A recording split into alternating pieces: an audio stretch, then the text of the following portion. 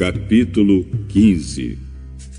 Então Moisés e os israelitas cantaram esta canção a Deus, o Senhor.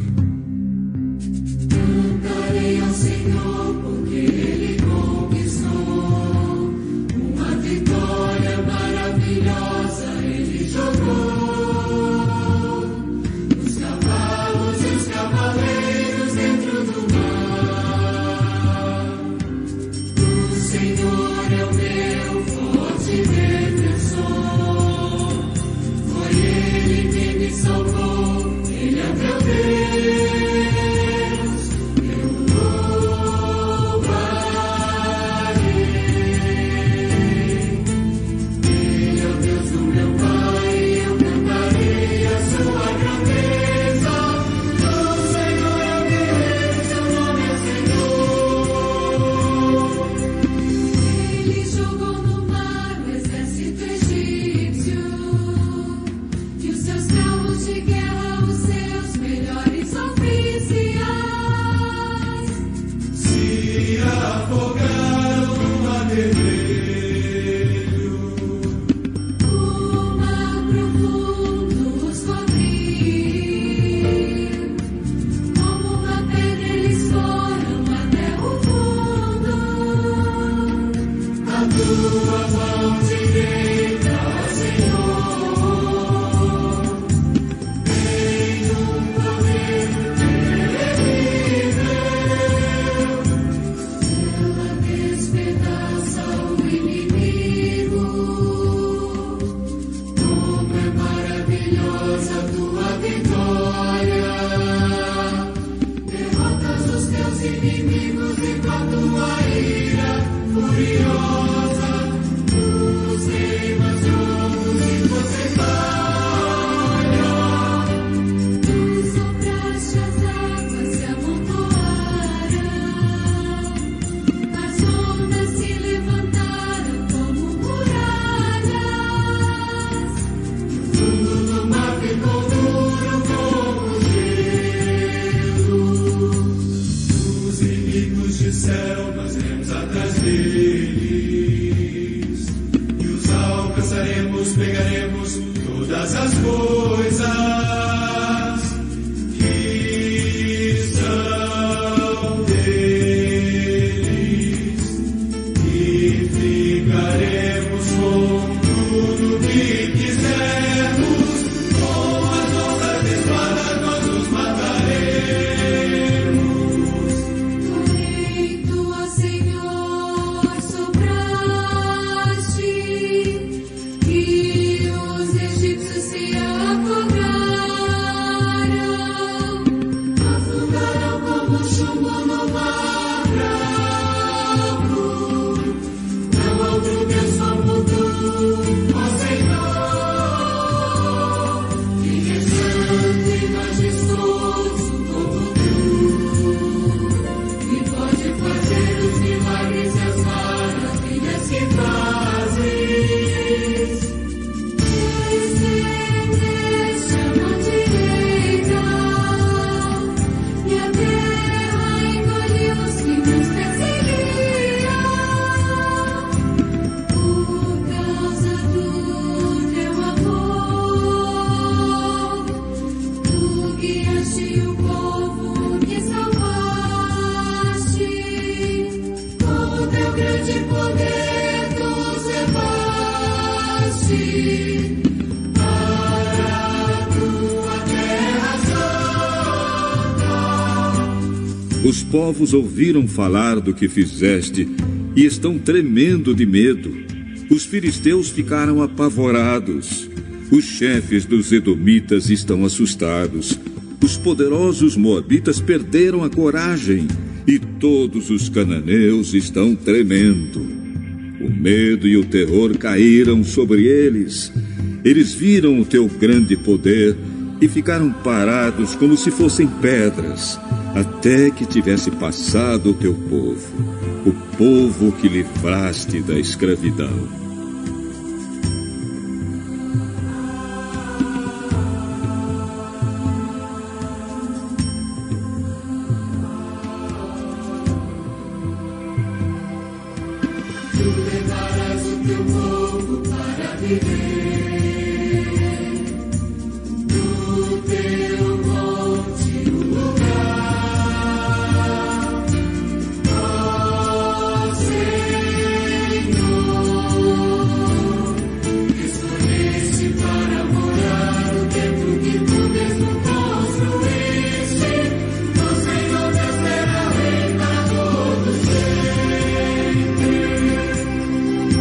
Os israelitas atravessaram o mar em terra seca. Porém, quando os carros de guerra dos egípcios, com seus cavalos e cavaleiros, entraram no mar, o Senhor Deus fez com que as águas voltassem e os cobrissem.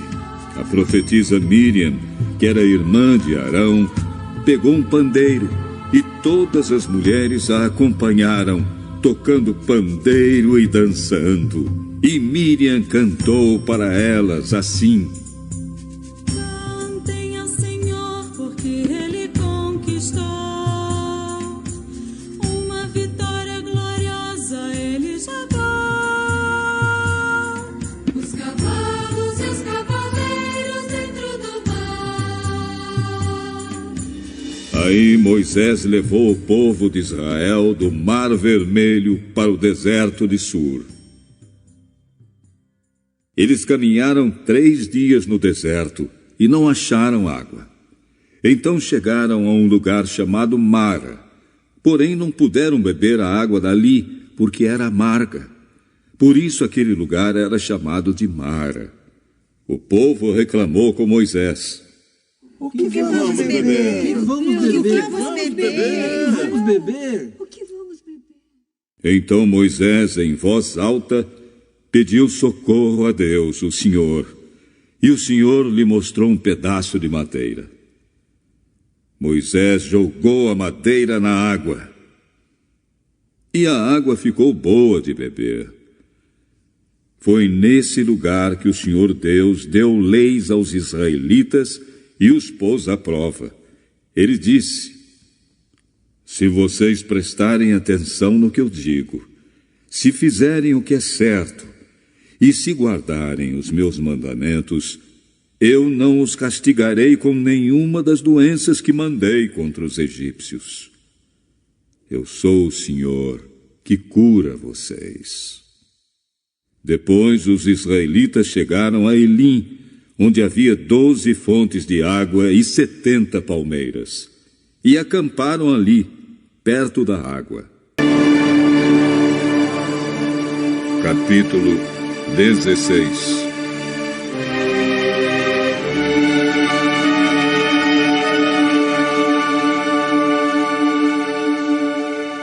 O povo de Israel saiu de Elim e foi para o deserto de Sim, que fica entre Elim e o Monte Sinai.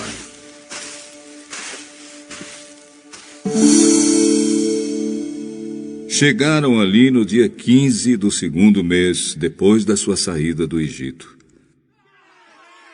Ali no deserto, todos eles começaram a reclamar contra Moisés e Arão. Teria sido melhor que o Senhor tivesse nos matado no Egito. Lá nós podíamos pelo menos nos sentar e comer carne e outras comidas à vontade. Vocês nos trouxeram para este deserto a fim de matar de fome toda essa multidão. O Senhor Deus disse a Moisés: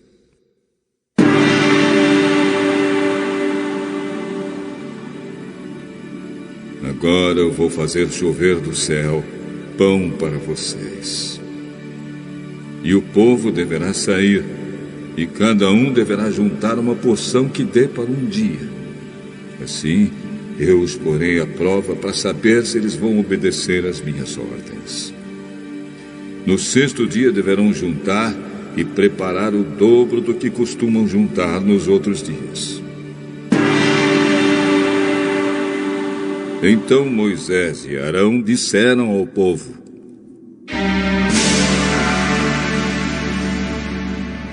hoje à tarde, vocês ficarão sabendo que foi o Senhor Deus quem os tirou do Egito.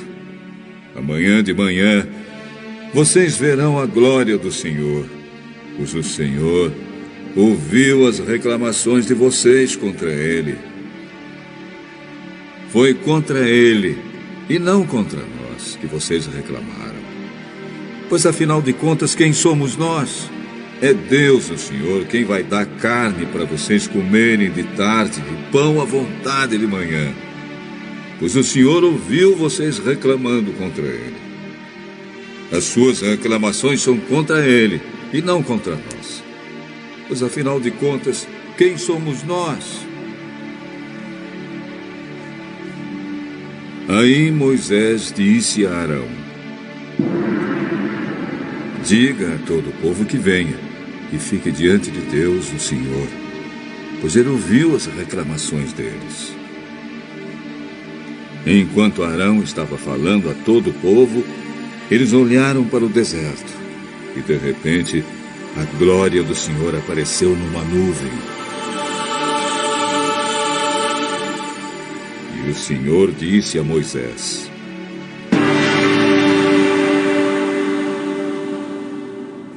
eu tenho ouvido as reclamações dos israelitas. Diga-lhes que hoje à tarde, antes de escurecer, eles comerão carne. E amanhã de manhã comerão pão à vontade. Aí ficarão sabendo que eu, o Senhor, sou o Deus deles.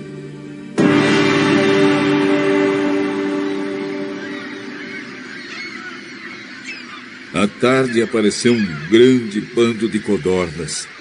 Eram tantas que cobriram o acampamento.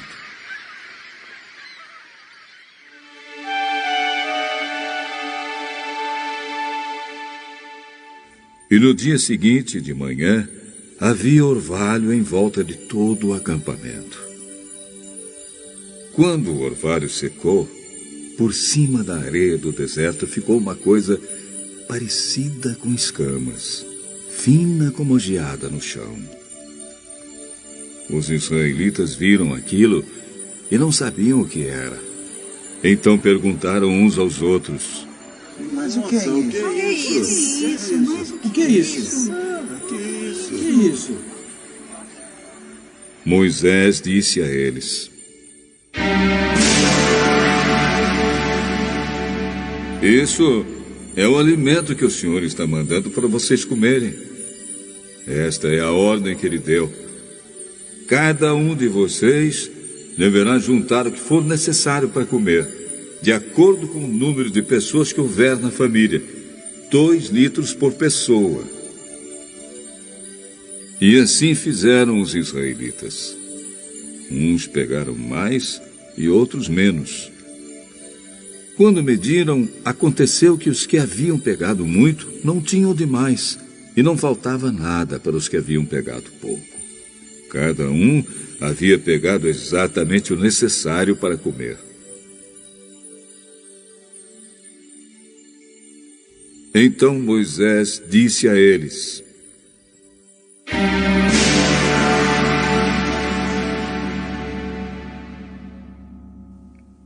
ninguém deverá guardar nada para o dia seguinte.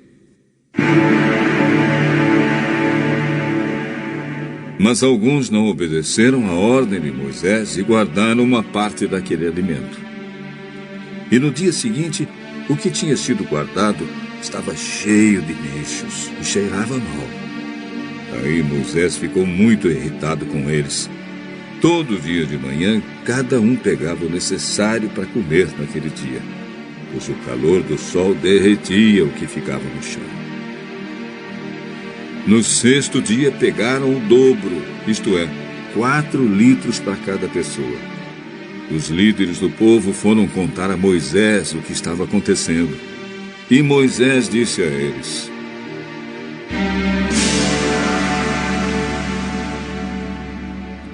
amanhã é dia de descanso, o sábado santo, separado para Deus, o Senhor. Por isso o Senhor deu a seguinte ordem: os que quiserem assar esse alimento no forno, que assem. E os que quiserem cozinhar, que cozinhem. E guardem para o dia seguinte o que sobrar.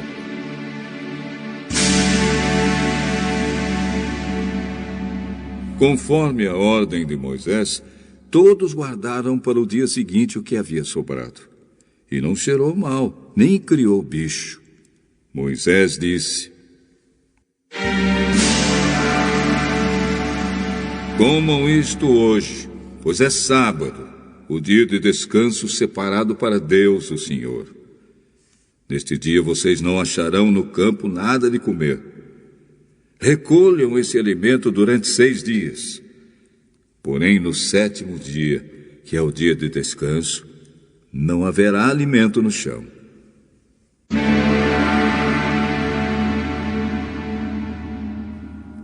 No 7º dia, algumas pessoas saíram para pegar o alimento, porém não acharam nada. Então o Senhor Deus disse a Moisés: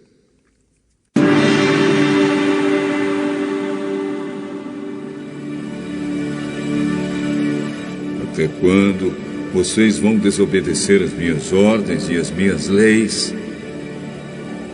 Lembrem que eu, o Senhor, dei a vocês um dia de descanso. E foi por isso que no 6º dia eu lhes dei alimento para 2 dias.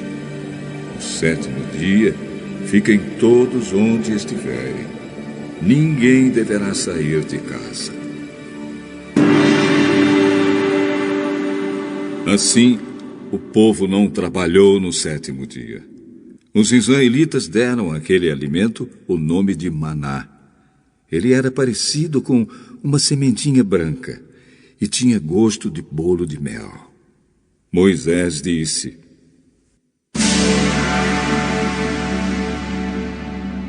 O Senhor Deus mandou que fossem guardados 2 litros de maná, para que no futuro os nossos descendentes possam ver o alimento que Ele nos deu, para comermos no deserto, como nos tirou do Egito.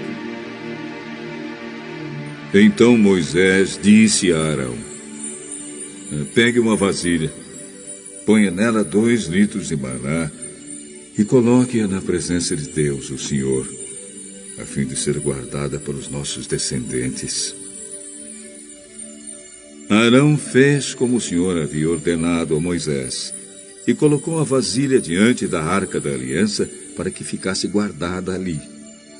Durante 40 anos, os israelitas tiveram maná para comer, até que chegaram a uma terra habitada, isto é, até que chegaram à fronteira de Canaã. A porção de maná para cada pessoa era a 10ª parte da medida padrão, que tinha 20 litros.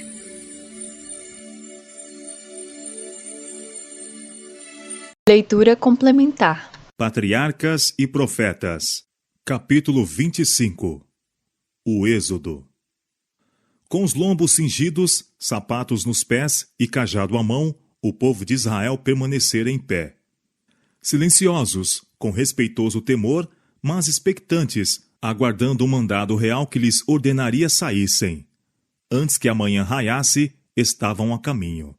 Durante as pragas, quando a manifestação do poder de Deus acendera a fé no coração dos escravos e lançara o terror nos seus opressores, os israelitas haviam-se gradualmente reunido em Gozém, e apesar da precipitação de sua fuga, algumas disposições já haviam sido tomadas para a necessária organização e direção das multidões em movimento, sendo estas divididas em grupos, sob dirigentes designados para isso. E partiram, coisa de 600.000 de pé, somente de varões, sem contar os meninos. E subiu também com eles uma mistura de gente. Êxodo capítulo 12, versos 34 a 39. Nesta multidão havia não somente os que eram movidos pela fé no Deus de Israel, mas também um número muito maior dos que desejavam somente escapar das pragas, ou que seguiam o andar das multidões em movimento, meramente levados pela excitação e curiosidade. Esta classe foi sempre um estorvo e cilada para Israel. O povo levou também consigo ovelhas e vacas, e uma grande multidão de gado. Isto era propriedade dos israelitas, que nunca venderam suas posses ao rei, como fizeram os egípcios. Jacó e seus filhos haviam trazido consigo rebanhos e gado para o Egito, onde tinham aumentado grandemente. Antes de deixar esta terra, o povo, por instrução de Moisés, exigiu uma recompensa pelo seu trabalho, que não fora pago. E os egípcios estavam por demais desejosos de se livrarem da presença deles para que lhe recusassem. Os cativos saíram carregados dos despojos de seus opressores. Naquele dia completou-se a história revelada a Abraão em visão profética, séculos antes. Peregrina será a tua semente em terra que não é sua, e servi-los-ão, e afligi-los-ão 400 anos. Mas também eu julgarei a gente, a qual servirão, e depois sairão com grande fazenda. Gênesis capítulo 15, versos 13 e 14.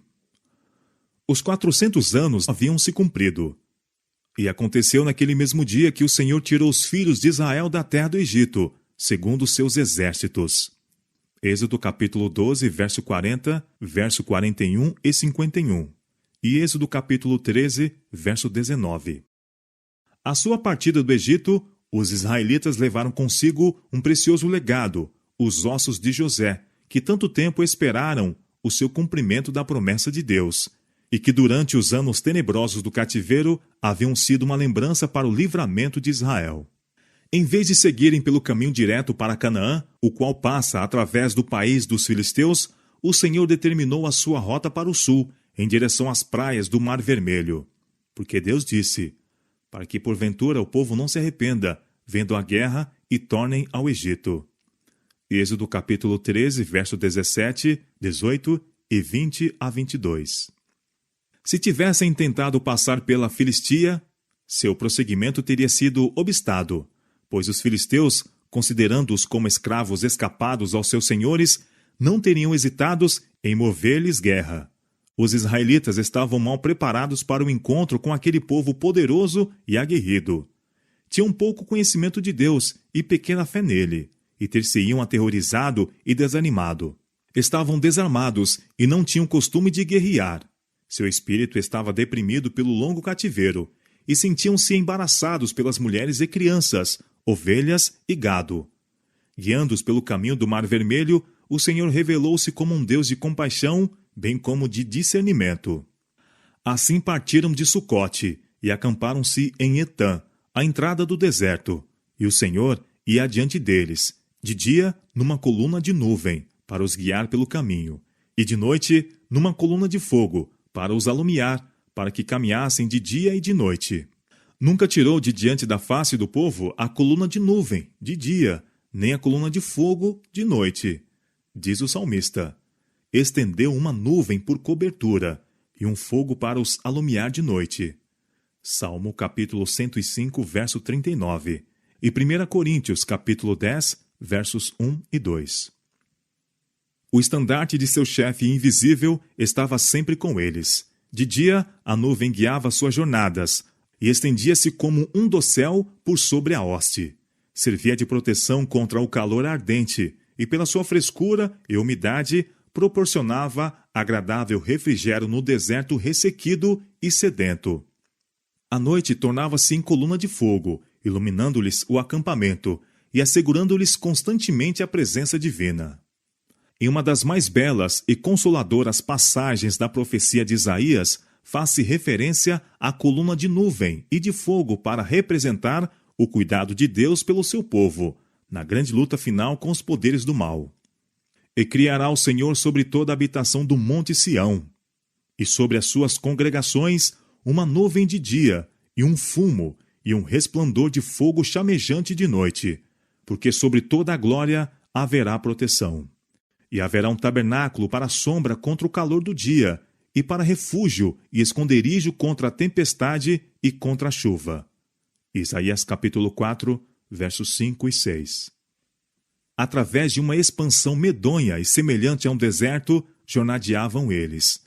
Já começavam a considerar para onde sua marcha os iria levar. Estavam tornando-se cansados com um caminho dificultoso, e em alguns corações começou a surgir receio de perseguição pelos egípcios. Mas a nuvem ia adiante, e a seguiam. E agora determinou o Senhor a Moisés passar ao lado de um desfiladeiro rochoso e acampar-se junto do mar. Foi-lhe revelado que Faraó os perseguiria, mas que Deus seria honrado em seu livramento. No Egito, espalhou-se a notícia de que os filhos de Israel, em vez de se deterem a adorar no deserto, iam avançando em direção ao Mar Vermelho. Os conselheiros de Faraó declararam ao rei que seus cativos tinham fugido para nunca mais voltar. O povo deplorou-lhes a loucura de atribuírem a morte dos primogênitos ao poder de Deus. Seus grandes homens, refazendo-se dos temores, explicavam as pragas como resultado de causas naturais. Por que fizemos isso, havendo deixado ir Israel, para que não nos sirva? Foi o grito amargurado. Êxodo capítulo 14, versos 5 a 9. Faraó reuniu suas forças, 600 carros escolhidos e todos os carros do Egito, cavaleiros, capitães e infantaria. O próprio rei, acompanhado pelos grandes homens de seu reino, encabeçava o exército de ataque. A fim de conseguirem o favor dos deuses e assim garantir o êxito de seu empreendimento, os sacerdotes também os acompanharam. O rei estava resolvido a intimidar os israelitas por meio de uma grandiosa ostentação de seu poder. Os egípcios temiam acontecesse que sua submissão forçada ao Deus de Israel o submetesse ao escárnio de outras nações. Mas, se agora saíssem com uma grande mostra de poder e trouxessem de volta os fugitivos, salvariam sua glória, bem como recuperariam os serviços de seu escravo. Os hebreus estavam acampados ao lado do mar, cujas águas apresentavam uma barreira aparentemente intransponível diante deles. Enquanto ao sul, uma áspera montanha lhes obstruía o avançamento. Subitamente viram à distância a armadura luzente e os carros a moverem-se, pressagiando a guarda avançada de um grande exército. Aproximando-se à força, os exércitos do Egito logo foram vistos em plena perseguição. O terror encheu os corações de Israel. Alguns clamavam ao Senhor, mas a grande maioria ia apressadamente a Moisés com suas queixas. Não havia sepulcros no Egito? Para nos tirares de lá, para que morramos neste deserto? Por que nos fizeste isto, que nos tens tirado do Egito? Não é esta a palavra que te temos falado no Egito, dizendo, deixa-nos que sirvamos aos egípcios? Porque melhor nos fora servir aos egípcios do que morrermos no deserto. Êxodo capítulo 14, versos 10 a 22. Moisés ficou grandemente perturbado por seu povo manifestar tão pouca fé em Deus, apesar de terem repetidamente testemunhado a manifestação de seu poder em favor deles. Como poderiam acusá-lo dos perigos e dificuldades de sua situação quando ele havia seguido o mando expresso de Deus? Na verdade, não havia possibilidade de salvamento, a menos que o próprio Deus interviesse para os livrar. Mas, tendo sido levados àquela situação em obediência à instrução divina, Moisés não tinha receio das consequências. Sua resposta calma e afirmativa ao povo foi: não temais, estai quietos e vede o livramento do Senhor que hoje vos fará, porque aos egípcios, que hoje vistes, nunca mais vereis para sempre. O Senhor pelejará por vós, e vos calareis. Não era coisa fácil conservar as hostes de Israel em espera perante o Senhor. Faltando-lhes a disciplina e domínio próprio, tornavam-se violentos e desarrazoados. Esperavam cair imediatamente nas mãos de seus opressores, e seus prantos e lamentos eram altos e intensos. A maravilhosa coluna de nuvem tinha sido seguida como sinal de Deus, para prosseguirem. Mas agora, entre si, discutiam se acaso não poderia ela prefigurar alguma grande calamidade, pois que não os havia a mesma conduzido pelo lado errado da montanha para um caminho intransitável? Assim, o anjo de Deus pareceu às suas iludidas mentes como um prenúncio da desgraça. Agora, porém, que o exército egípcio se aproximava, esperando deles fazer fácil presa, a coluna de nuvem levantou-se majestosamente para o céu. Passou por sobre os israelitas e desceu entre eles e os exércitos do Egito. Um muro de trevas se interpôs entre perseguidos e perseguidores. Os egípcios não mais puderam divisar o acampamento dos hebreus e foram obrigados a parar. Mas, intensificando-se as trevas da noite, o muro de nuvem se tornou uma grande luz para os hebreus, inundando o acampamento todo com o fulgor do dia. Então a esperança voltou aos corações de Israel, e Moisés alçou a voz ao Senhor. Então disse o Senhor a Moisés: por que clamas a mim? Dize aos filhos de Israel que marchem, e tu levanta tua vara e estenda tua mão sobre o mar, e fende-o, para que os filhos de Israel passem pelo meio do mar em seco. O salmista, descrevendo a passagem do mar por Israel, cantou: pelo mar foi teu caminho, e tuas veredas pelas grandes águas, e as tuas pegadas não se conheceram. Guiaste o teu povo, como a um rebanho, pela mão de Moisés e de Arão. Salmo capítulo 77, versos 19 e 20. Estendendo Moisés a vara, as águas se dividiram, e Israel entrou para o meio do mar, pisando em terra enxuta, enquanto as águas ficavam de cada lado como um muro. A luz da coluna de fogo de Deus resplandecia nas ondas encimadas de espuma e iluminava um caminho que era talhado como um sulco enorme através das águas do mar, e se perdia na obscuridade da praia oposta. Os egípcios seguiram-nos e entraram atrás deles todos os cavalos de Faraó, os seus carros e os seus cavaleiros, até o meio do mar. E aconteceu que na vigília daquela manhã, o Senhor, na coluna do fogo e da nuvem, viu o campo dos egípcios e alvotorou o campo dos egípcios.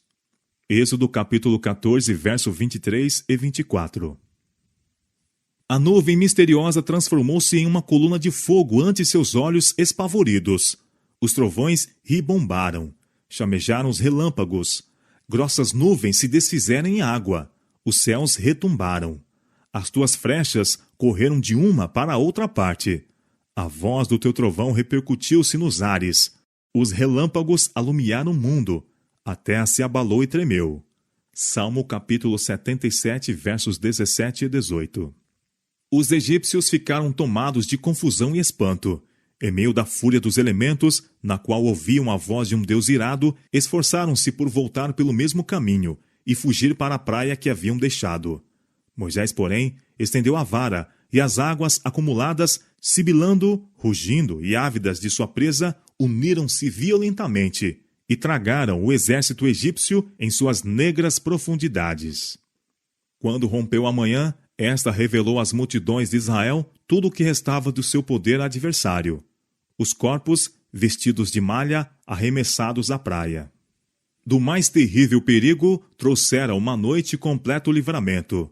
Aquela vasta e inerme multidão, escravos não acostumados à batalha, mulheres, crianças e gado, com o mar diante de si, e os poderosos exércitos do Egito fazendo pressão na retaguarda, vira seu caminho aberto através das águas, e os inimigos submersos no momento do esperado triunfo. Apenas Jeová lhes trouxera livramento, e para ele volveram os corações com gratidão e fé. Sua emoção encontrou expressão em cânticos de louvor.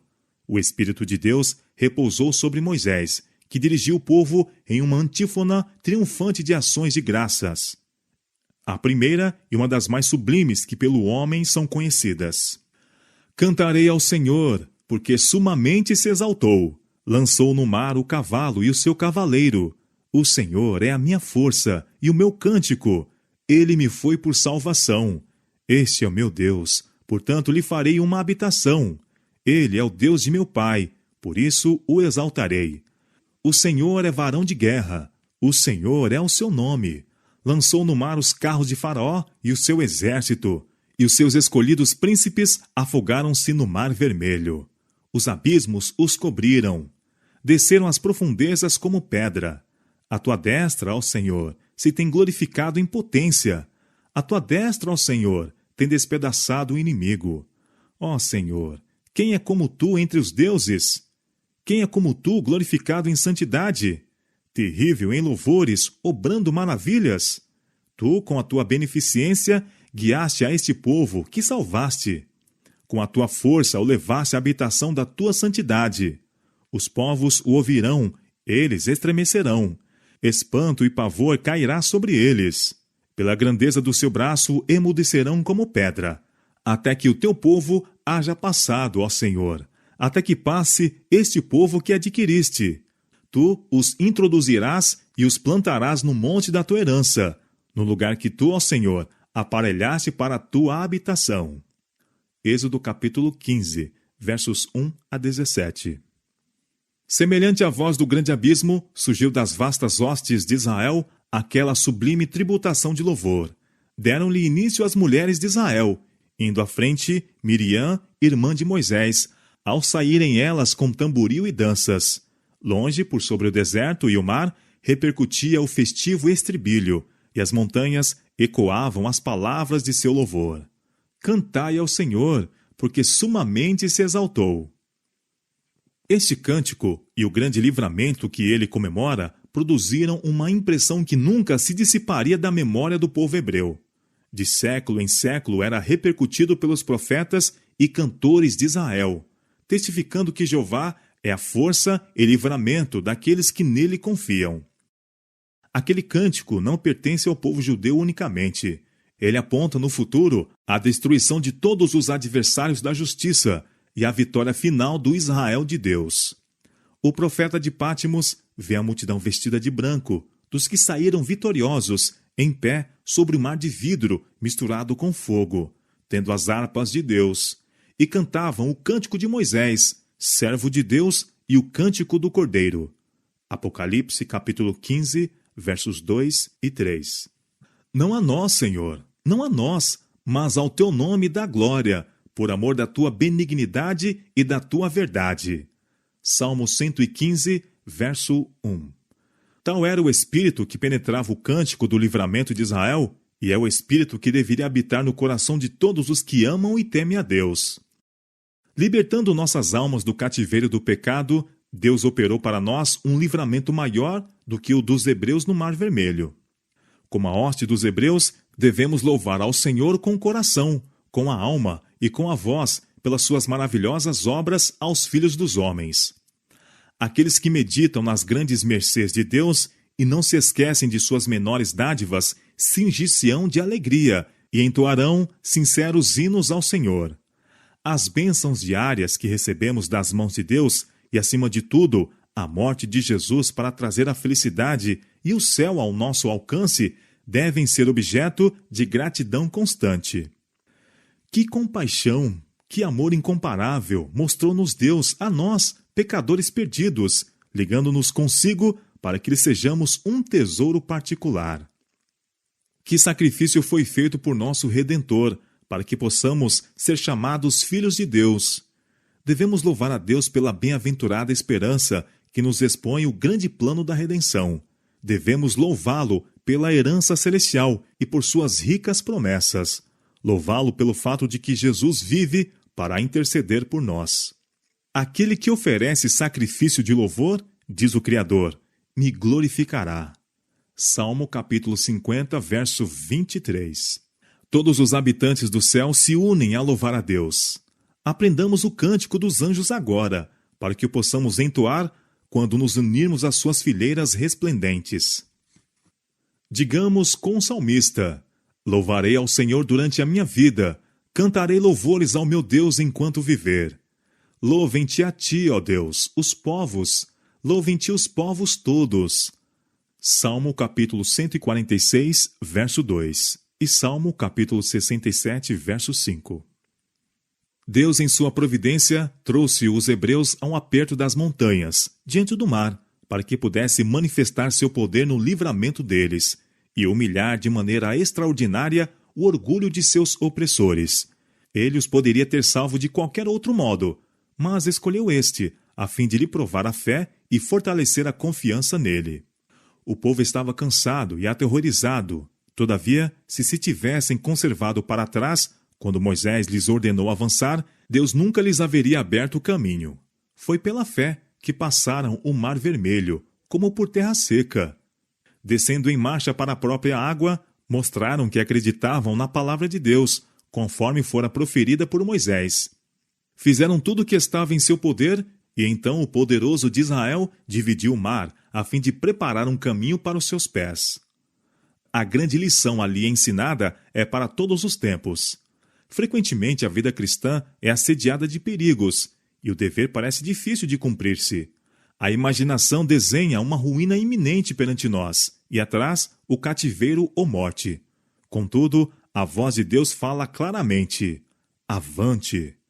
Devemos obedecer a esta ordem, mesmo que nossos olhares não possam penetrar nas trevas, e sintamos as frias vagas em redor de nossos pés. Os obstáculos que embaraçam o nosso progresso nunca desaparecerão diante de um espírito que se detém ou duvida. Aqueles que adiam a obediência até que toda a sombra da incerteza desapareça e não fique perigo algum de fracasso ou derrota, nunca absolutamente obedecerão. A incredulidade fala ao nosso ouvido: esperemos, até que os impedimentos sejam removidos e possamos ver claramente nosso caminho.